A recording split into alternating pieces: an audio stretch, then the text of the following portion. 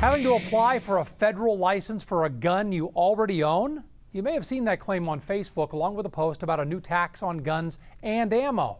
Is this real? Our Verify team today is looking into it.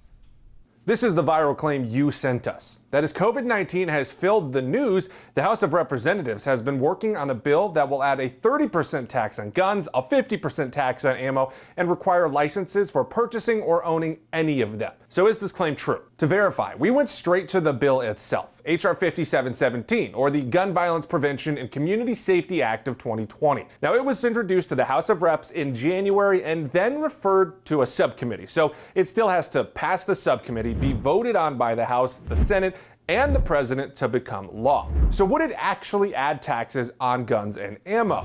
Yes. About 250 pages in is a section called Imposition of Tax. Guns would have a 30% sales tax. Quote, shells and cartridges would have a 50% sales tax. And according to the bill, the money raised by those taxes would go towards gun violence research and prevention. But would the bill require licenses for owning or purchasing a gun?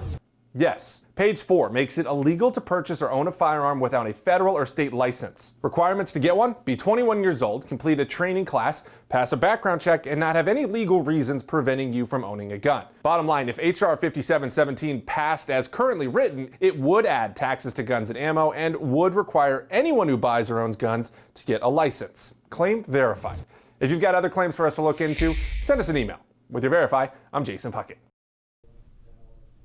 And remember, KHOU is your only local station with a fact-check team exclusively working for you. You can send an email to verify@khou.com.